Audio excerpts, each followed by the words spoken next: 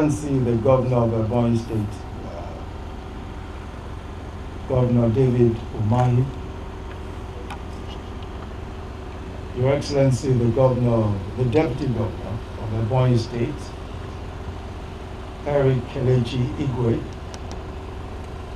the Honorable Minister of Information and Culture, Alhaji Lai Mohammed, the Honorable Minister of State for Mines and Steel Development, Dr. Uche Oga, the Speaker, Ebonyi State House of Assembly, the Right Honorable Ogbonnaya Nwifuru, the community leaders of Effium clan, Pastor Emmanuel Olo, the community leader of the Eza clan, Barrister Dr. Utobo Joseph, distinguished ladies and gentlemen.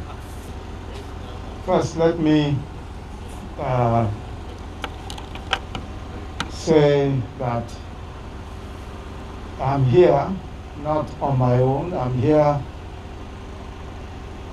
on the special instructions and directives of Mr. President Muhammad Buhari, who was extremely concerned about what happened here in these two communities, between the Eza and Effium communities.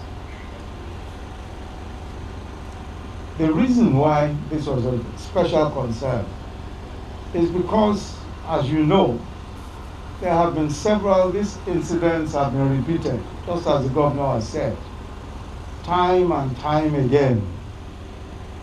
But this particular one was worse than any other one. Hundreds of people lost their lives, women and children lost their lives, houses destroyed, even places of business, factories, places of business were destroyed. In a community where people have lived together for years, intermarried, all of a sudden children are being killed, babies, women are being killed. So Mr. President was particularly concerned about this, and of course we spoke to the governor, and he thought it would be good for me to come here on his behalf to speak to the communities, and especially the leadership of the communities, and to say, first of all, that for the families of those who have lost their lives, we accept the deep sympathies of the federal government of Nigeria, the condolence of federal government, for the loss of property, loss of lives and all that. Where this is an outrageous incident. So many people killed, so many people died, and there is no reason at all why this sort of thing should happen in this community, usually peaceful community. And I've noted the number of places where incidents took place. The villages all around the place, Oporo, I'm told in Oporo village, Unikiri, Ogoeze, so many different places where these incidents occurred. I want to say first to the leadership that the responsibility of leaders, community leaders, is to ensure that you keep the peace so that the people who you lead do not die needless deaths. That's the responsibility of leadership. The first responsibility of leadership is to make sure that the people that are being led, the people that we lead, our followers, and the people of our communities do not die needless deaths, unwarranted deaths. That's our first responsibility. It's possible for anybody to say, oh, let the government do something. Let the government do something.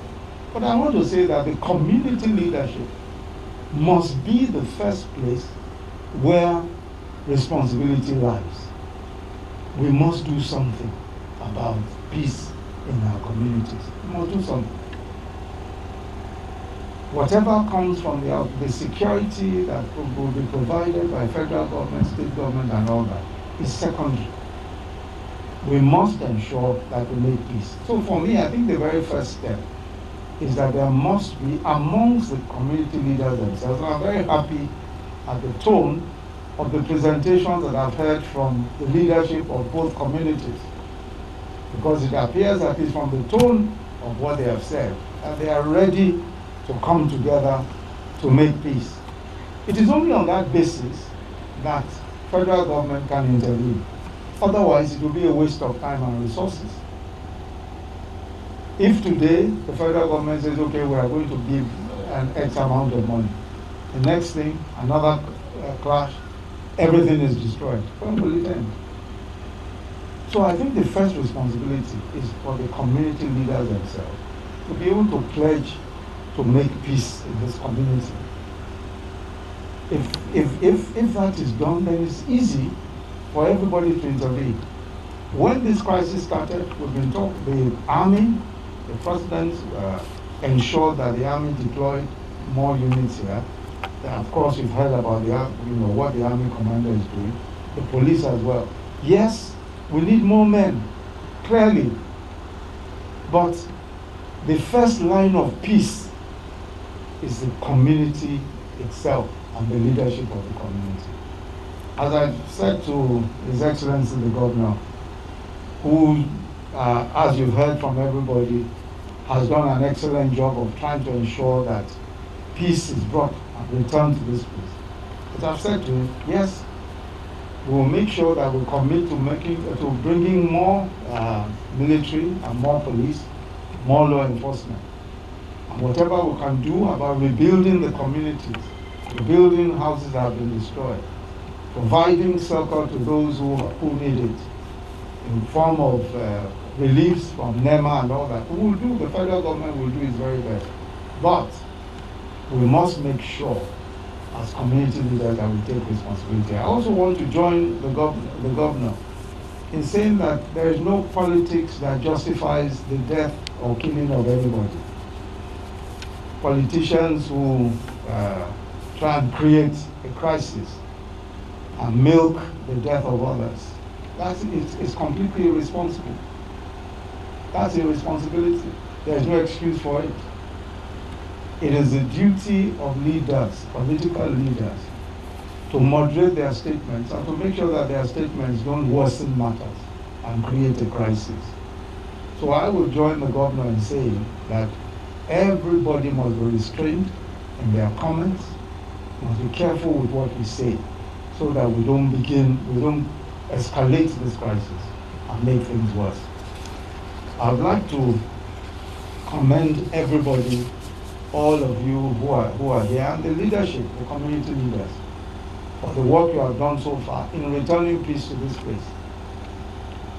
There's so much that can be done. As you can see, the ring road is being built. There's a lot of opportunities, economic opportunities that can come to this community, but not when factories are being destroyed and homes of people are being destroyed. So I really wish to urge you all, especially on this day of Easter, that we should all find ways of bringing about peace so that growth and development of these communities can continue. I pray that the Almighty God will help every one of us, and God will help you and help our communities, not only to restore peace, but there will be progress in these communities, and that all of what has been lost, there's nothing we can do about lives that have been lost. But at least we can look for ways of replacing properties and all of those that have been lost. Thank you all very much.